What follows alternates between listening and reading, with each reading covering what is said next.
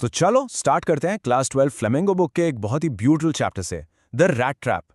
ये स्टोरी एक ऐसे इंसान के ट्रांसफॉर्मेशन की है जो ये मानता था कि पूरी दुनिया ही एक ट्रैप है। अच्छा, स्टार्ट करने से पहले एक बात सोचो। क्या आप बिलीव करते हो कि एक छोटा सा एक्ट ऑफ काइंडनेस, एक जेन्युइन सा जेस्चर किसी इंसान को अंदर से फंडामेंटली चेंज कर सकता है? बस इसी क्वेश्चन को अपने माइंड में रखते हुए चलो इस स्टोरी को डिकोड करते हैं। Welcome back to Nerdy Side. चलो इस चैप्टर 2 बोर्ड्स के लिए एकदम सिंपल और मेमोरेबल बनाते हैं। ओके, तो चलो डाइव इन करते हैं। स्टोरी का जो मेन कैरेक्टर है, प्रोटैगनिस्ट, वो एक पेडलर है जो वायर से बने छोटे छोटे रैट ट्रैप्स बेचता है। लेकिन उसका बिजनेस कुछ खास प्रॉफिट नहीं देता, इसलिए वो सर्वाइव करने के लिए थोड़ी बेगिंग और छोटी मोटी चोरी भी करता है। उसकी लाइफ ना काफ़ी सैड और लोनली है, और इसी अकेलेपन से उसकी एक अजीब सी फिलॉसफी डेवलप होती है। उसकी फिलॉसफी पता है क्या है? कि ये पूरी दुनिया एक बहुत बड़ा सा रैट ट्रैप है। जैसे एक चूहेदानी में हम चीज़ या पोक का पीस, एक बेट, एक लालच के लिए रखते हैं ना, वैसे ही ये दुनिया हमें रिचेस, जॉयज, फूड और शेल्टर जैसी चीज़ों का लालच देती है। और जैसे ही हम इस टेम्पटेशन में आते हैं, हम फंस जाते हैं। We get trapped. ये लाइन देखो, ये एनसीईआरटी की एग्जैक्ट लाइन है और पेडलर की पूरी वर्ल्ड व्यू को ना परफेक्टली समराइज करती है। एग्जाम के पर्सपेक्टिव से ये लाइन बहुत इंपॉर्टेंट है। इस पर बेस्ड क्वेश्चन डेफिनेटली आ सकता है, तो इसको जरूर याद रखना। अब आते हैं स्टोरी के पहले मेजर इवेंट पर। एक शाम शेल्टर ढूंढते ढूंढते हमारा पेडलर एक कॉटेज का दरवाज़ा नॉक करता है। वहां उसकी मुलाकात एक ओल्ड क्रॉफ्टर से होती है जो काफ़ी अकेला है और कंपनी मिलने पर खुश हो जाता है। इस सीन का कॉन्ट्रास्ट देखो कितना ज़बरदस्त है। एक तरफ क्रॉफ्टर उसे अनएक्सपेक्टेड काइंडनेस शो करता है, उसे खाना देता है, उसके साथ कार्ड्स खिलता है और उस पर इतना ट्रस्ट करता है कि उससे अपने 30 क्रोनोर भी दिखा देता है। बट पेडलर के लिए वो 30 क्रोनोर ही बेट बन जाते हैं। अगली सुबह वो वापस आकर खिड़की तोड़ता है, पैसे चुराता है और जंगल में भाग जाता है। आयरॉनिकली वो खुद रैट ट्रैप में फंस जाता है। अब पकड़े जाने के डर से वो मेन हाईवे छोड़कर जंगल का रास्ता ले लेता है, बट आगे जाकर उसे रियलाइज होता है कि ये फॉरेस्ट एक भूल भुलैया की तरह है, इतना बड़ा और कंफ्यूजिंग कि वो उसमें खो जाता है। वो चलता रहता है, पर हर बार घूम फिरकर सेम जगह वापस आ जाता है। और ये लाइन उसकी हालत को परफेक्टली कैप्चर करती है। अब उसे फाइनली रियलाइज होता है कि वो जिस world as a rat trap की फिलॉसफी की बात करता था, आज वो खुद उसके बेट का शिकार हो गया है। ये जंगल उसके लिए एक इम्पेनेट्रेबल प्रिजन, एक ऐसी जेल बन चुका है जिससे निकलना इम्पॉसिबल लग रहा है। जब वो बिल्कुल उम्मीद खो चुका था, बिल्कुल थक हार के बैठ गया था, तभी उसे एक थंपिंग साउंड सुनाई देती है।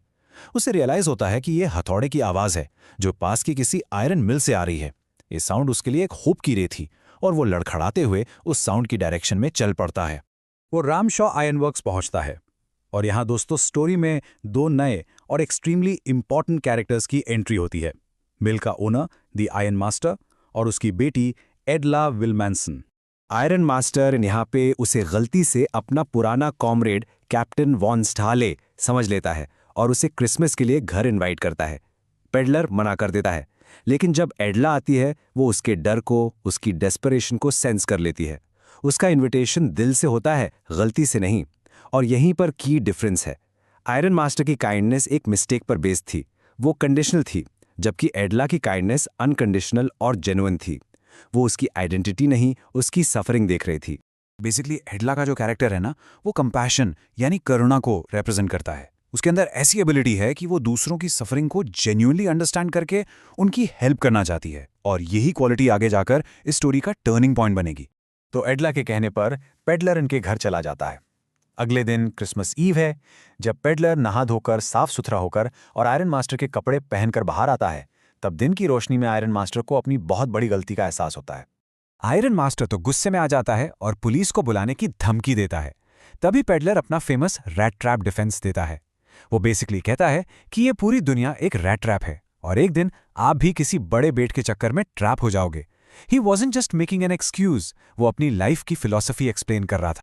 आयरन मास्टर इसे घर से निकालने ही वाला होता है, बट तभी एडला बीच में आती है। वो अपने फादर को याद दिलाती है कि उन्होंने इस इंसान को क्रिसमस चीयर प्रॉमिस किया था और अब वो उसे इस तरह नहीं भेज सकते। भले ही ये एक गलती थी, उन्हें अपना प्रॉमिस कीप करना चाहिए। एडला के इस काइंडनेस का पेडलर पर इतना गहरा असर होता है, वो पूरा क्रिसमस डे उनके साथ बिल्कुल शांति से बिताता है। अगली सुबह जब एडला और उसके फादर चर्च से लौटते हैं, तो उन्हें पता चलता है कि पेडलर जा चुका है। लेकिन वो अपने साथ कुछ लेकर नहीं गया, बल्कि एडला के लिए एक क्रिसमस गिफ्ट छोड़कर गया था। एक छोटा सा रैट ट्रैप और उसके अंदर एक छोटा सा सरप्राइज। उस रैट ट्रैप के अंदर वही 30 क्रोनर थे जो उसने चुराए थे, और एक लेटर था, और उस लेटर की ये line, this is the heart of the story. उसने लिखा कि आपने मुझे एक कैप्टन की तरह ट्रीट किया, इसलिए मुझे इतनी हिम्मत मिली कि मैं खुद को इस चोरी से क्लियर कर सकूं।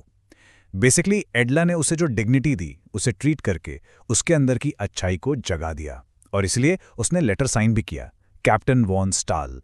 तो एग्जाम के लिए इस स्टोरी के की थीम्स क्या हैं? फर्स्ट, द आइडिया कि हर इंसान के अंदर एक एसेंशियल गुडनेस होती है जिसे प्यार और अंडरस्टैंडिंग से जगाया जा सकता है। सेकंड, ह्यूमन लोनलीनेस और कनेक्शन की जरूरत। Third, of course, the world as a rat trap philosophy. और सबसे important, the transformative power of kindness, compassion and trust. So इस एक्सप्लेनर का फाइनल टेक अवे बहुत सिंपल है। कोई भी इंसान इनहेरेंटली बुरा नहीं होता। अक्सर सर्कमस्टेंसेस उन्हें गलत रास्ते पर ले जाते हैं, लेकिन एडला जैसी थोड़ी सी जेन्युइन कंपैशन और ट्रस्ट किसी की भी लाइफ को ट्रांसफॉर्म कर सकती है। इस चैप्टर के डिटेल्ड नोट्स, इंपॉर्टेंट क्वेश्चंस और पीडीएफ के लिए हमारा टेलीग्राम चैनल जरूर ज्वाइन करना, लिंक आपको डिस्क्रिप्शन में मिल जाएगा। और हाँ, मेरी फाइनल एडवाइस, इस एक्सप्लेनर के बाद स्टोरी को एनसीईआरटी से एक बार जरूर पढ़ना, फिर हमारे नोट्स से रिवाइज करना। इससे आपका रिटेंशन ऑटोमेटिकली बूस्ट हो जाएगा। All the best.